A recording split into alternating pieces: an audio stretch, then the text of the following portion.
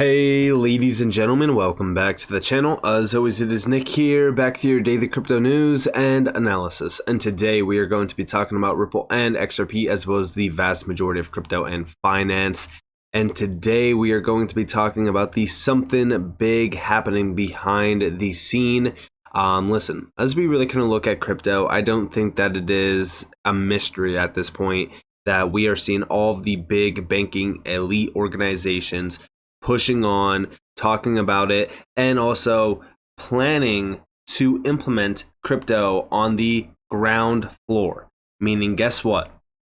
The infrastructure for tomorrow's financial system is essentially being built through DLT, blockchain, and a lot of these great companies, for example, like Ripple, are tied to it. Now, of course, they do have the help with other major names, and we will talk about them as well. But going all the way back to 2022, we've seen this post by Anderson. Now, if you guys know about ILP, Interledger Protocol, which a lot of you probably do, because if you've been around this space for a while, Interledger Protocol was essentially the original idea around, interoperability being solved. Since then, we've started to see a few other players added to this list, like Quant with Overledger as well. There's going to be multiple fronts of interoperability, in my opinion. But we do see Mojaloop, financial infrastructure for developing countries that includes ILP, Interledger Protocol, for interoperability. No licensing fees, large global community for further development when the time is right. Exchange currencies, ILP/XRP, seamless interoperability. And the members, of course, it includes Ripple with Coil, with the Bill and Melinda Gates Foundation, with the Rockefeller Foundation, and Google. The world deserves an open, frictionless, cheap, fast, and inclusive system to send money around the world that's not largely controlled by a single country or coalition of countries. Now, mind you, I already know what a lot of you are probably thinking. Bill and Melinda Gates Foundation, Rockefeller Foundation, how is this bullish? It's bullish because, listen, at the end of the day, we know that the elites will nearly every single time win. All right? Being able to be a part of this while the elites are sitting at the table is a big deal. Because, listen, the new 1% and the new elites are rising. It's changing. The entire dynamic is changing. The new 1%, in my opinion, are going to be those XRP holders that keep the moon bag after they take their profits and make sure that they realize what they are holding. Because listen, I've always said XRP is something completely different than 99% of this market. Changing the way money is moved and settled is a big deal. And Ripple as a company, pioneering XRP, exposing XRP as well, and tapping into the XRP ledger, that's a big deal as well. And we need to focus heavily on Ripple. We've always talked about Ripple because what they are trying to achieve through the Internet of Value is very significant.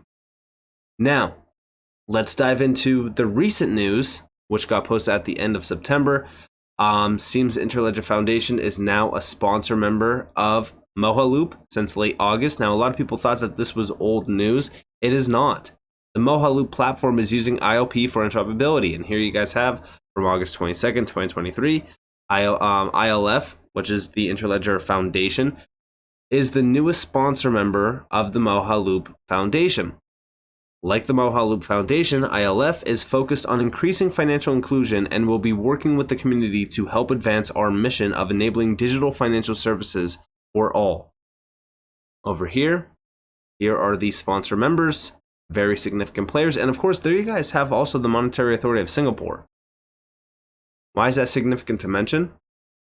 Well, we know Ripple has become a dominant force within Singapore. They have achieved major licensing in Singapore as well. And Ripple is essentially fully licensed to operate through digital assets and offer digital asset services in Singapore. And they're a sponsor member of this as well. It has to start somewhere. We've talked about the UK possibly being the major starting points. Could be Singapore, could be the UAE. We don't know. Ripple has already planted seeds globally around a lot of these major areas, even Hong Kong. But also here you guys have the announcement from Mojaloop themselves. This was August 31st. August 31st. And you need to focus heavily on these players that are tied to Ripple because they are truly at the heart of this inclusive financial system. They are always talking about inclusivity, and they are also talking about a fair, level playing field, if you will, global financial system. I strongly believe that some of these companies like Mojaloop are at the forefront of this new financial system, and guess who's behind them? Ripple and many other companies. You need to focus on these companies. Now, also outside of this, right? We know ILP has been spotlighted around many major announcements and major POCs, proof of concepts. Going back to August 11th, we've seen Martin Heisbowick from Uphold post the Bank of England is exploring working with cryptocurrency provider Ripple on developing an Interledger protocol for payment settlement, and the UK government is looking into using open banking for public services payments. Meanwhile, the Federal Reserve is extending its oversight to cover novel technology-driven risk, i.e. fintech and crypto. Now, this is that Bank of England POC, but yes, they were tapping into ILP for major payment settlement initiatives and interoperability, connecting two RTGS systems through Interledger protocol, allowing for atomic settlement as well, tapping into Ripple with XRP. This was a big deal because we already know things have been solved around atomic settlement. And what have I always said? You have two banks have a successful settlement, atomic settlement of two different assets in an instantaneous time frame. It's game over. It is game over. But beyond this, we know from August 5th, David Schwartz talking about ILP, shout out to MetaMan X for this, innovate both below it and above it. ILP, XRP, Interledger protocol. I posted this a while back, let's say months back. I probably wasn't the first to talk or post it, but I might be the last one to post it. And most of the time, what was seen or heard last is most often first thing remembered. HODL. And check this out. The same is true of ILP. We can innovate both below it and above it. But the main point that I want to make is that ILP is a micropayment technology. Over 1 billion ILP payments in 2018. And there's a reason that's important. You can do everything with a micropayment. Micropayments are kind of like packets. If you think about the way the internet works, it sends a packet to its destination with the best effort. ILP does the same thing. The smarts are at the endpoints, and the same thing is true with ILP. So if I want to send somebody $100, I can just sort of start streaming money at them, and when it gets to $100, I can stop. And that is better for a number of reasons. If you're going to make a payment in one shot, you need to get a quote. But do you get a free quote, or do you pay for the quote? If you get a free quote, it's going to be a terrible quote because you've got a free option. If you're going to pay for the quote, how many quotes do you pay for? Do you just pay for one and then take it? Do you pay for 5 quotes and only take one of them?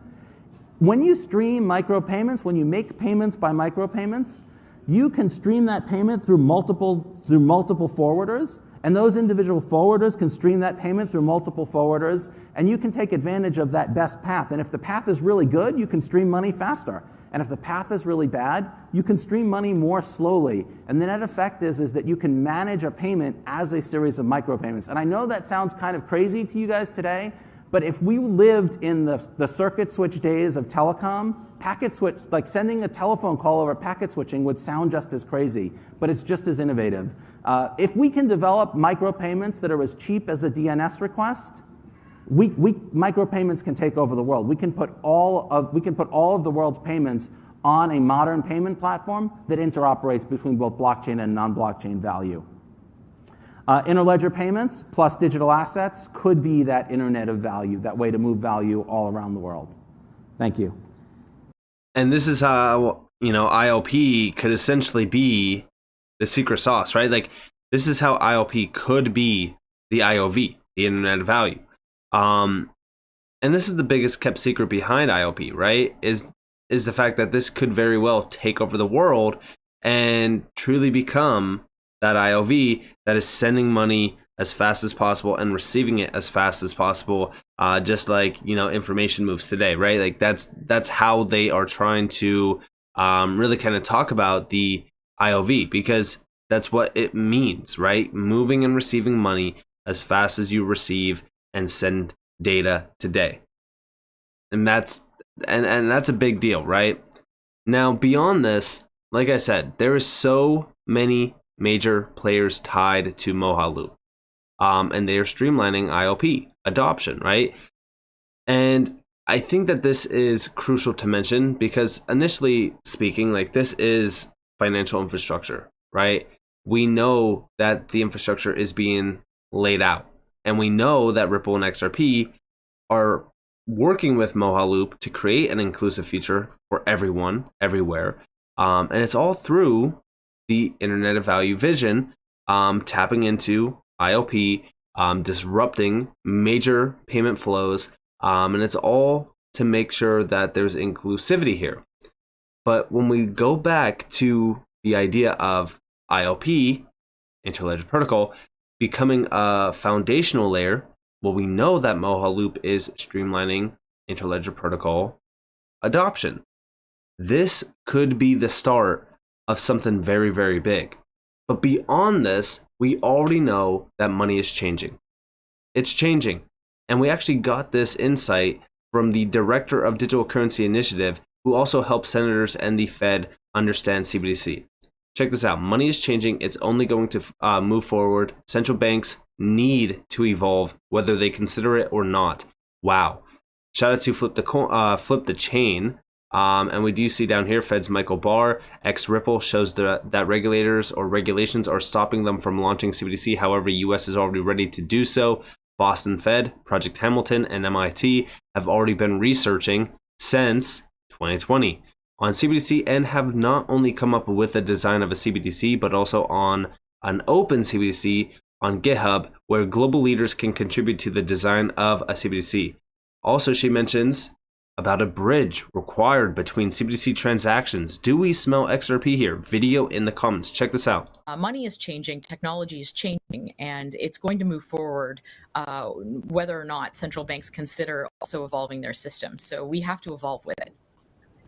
Now, that's a huge statement, right? Like, we know that central banks and all of the major, financial systems out there need to innovate. And now's the time, because ISO 20022 already opened the door to mandatory innovation. But here we have who is actually in the middle when transactions happen on CBDCs. Check this out. Mediated. So at a very fine-grained level, a very technical level, who actually is in the middle when a transaction happens on a CBDC? Who mediated? And this is where we talk about atomic settlement between two CBDCs. This is essentially the same exact thing, though, right?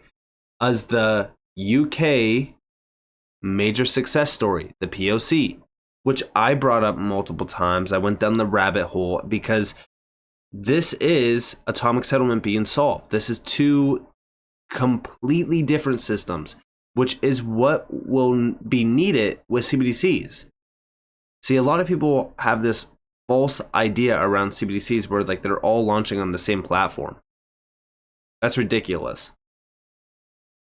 For an example, would China be launching their CBDC on the same platform that the US is launching their CBDC? And where are these CBDCs going to be launched on? Oh yeah, that's right, private ledgers, so that the central bank can control the CBDCs. These are already essentially a closed or a walled garden, if you will. Now, how do you open that? Well, interoperability. You need to plug and play with it. Who's solving this? Oh yeah, that's right, Ripple is doing this. This is why it's so crucial to understand that yes, bridges are needed. It's crucial. And not just a bridge, not just like, we're not talking about just any bridge that, oh, hey, well, there's so many developers that are working for the BIS, for an example. Why can't they just create a bridge and undercut XRP and Ripple and, just replace it? No, that's not how this works. Why? Because they want a decentralized bridge. They want something that no one controls. They want something that's not tied to any country. They want something that is wholly decentralized. This will completely level the playing field, make sure that the global financial system is decentralized. We will have no more reserve currencies, and this is the big change, right? This is the big change. And listen, whether or not you believe it or not, like, something very, very big is on its way. We are seeing major change happening. I strongly believe that there is going to be a moment in this space where we see everything change immediately. What is that change going to be? It's not going to be price, but it's going to be adoption. We're going to see a big announcement very, very soon, in my opinion, around regulations. Beyond that, we are also going to see the integration, tapping in. And we've talked about it, right? 2025 is most likely the timeline on regulations. It's roughly a year from now. Things can change fast in 1 year. Look at 2023. This whole damn year, we have seen nothing but major announcement after major announcement after major announcement.